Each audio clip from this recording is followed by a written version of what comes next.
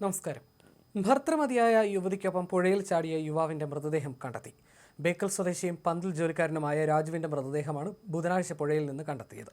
തിങ്കളാഴ്ചയാണ് കാസർഗോഡ് ബേക്കൽ പെരിയാട്ടടുക്കം സ്വദേശിനിയായ 35-കാരി ആനിമോളോടൊപ്പം രാജു പുഴയിൽ ചാടിയത്. എന്നാൽ ആനിമോൾ നീന്തി രക്ഷപ്പെട്ടു. വളപട്ടണം പാലത്തിൽ നിന്ന് യുവതിയും യുവാവും ആത്മഹത്യ ചെയ്യാനായി പുഴയിൽ ചാടുകയായിരുന്നു. എന്നാൽ നീന്തൽ വശമുള്ള ആനിമോൾ 1.5 കിലോമീറ്റർ അകലെ കപ്പക്കടവ് ഭാഗത്ത് പുഴയോരത്ത് കയറി. അവശയായ ആനിമോളെ നാട്ടുകാർ രക്ഷപ്പെടുത്തുകയും ചെയ്തു. ആനിമോൾ പറഞ്ഞതനുസരിച്ച് 2 ദിവസമായി തിരച്ചിൽ നടത്തിയിരുന്നു. ഇതിനിടയിൽ മറ്റൊരു മൃതദേഹവും ഇവിടെ നിന്ന് കണ്ടെത്തിയിരുന്നു. അഴീക്കോട് സ്വദേശി ഹരീഷിന്റെ മൃതദേഹമാണ് കണ്ടുകിട്ടിയത്. 3 ദിവസം മുൻപായിരുന്നു ഇയാൾ പുഴയിൽ ചാടിയത്. അതേസമയം ഭർത്താവിനെ ഉപേക്ഷിച്ചാണ് ആനിമോൾ രാജുവിനോടൊപ്പം പോയത്. ഇത് സംബന്ധിച്ച് ഭർത്താവ് പോലീസിൽ പരാതി നൽകിയിരുന്നു. കോടതിയിൽ ഹാജരാക്കിയ ആനിമോളെ ബന്ധുക്കൾക്കൊപ്പം വിട്ടയച്ചിരുന്നു. രാജുവിനൊപ്പമാണ് യുവതി കണ്ണൂരിലെത്തിയതെന്നാണ് പോലീസ് പറയുന്നത്. വിവിധ സ്ഥലങ്ങളിൽ ചുറ്റിക്കറങ്ങിയ ഇരുവരും ഞായറാഴ്ച അർദ്ധരാത്രിയോടെ വളപട്ടണം പാലത്തിലെത്തി.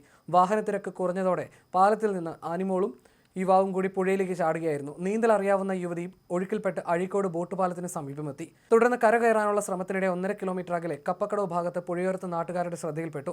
തന്നോടൊപ്പം യുവാവും ചാടിയതായി യുവതി പറഞ്ഞതനുസരിച്ച് അഗ്നിരക്ഷാസേനയും നാട്ടുകാരും പിന്നീട് തിരച്ചിൽ നടത്തുകയായിരുന്നു. ഇതിനിടയിലാണ് യുവാവിന്റെ മൃതദേഹം കണ്ടെത്തുന്നത്.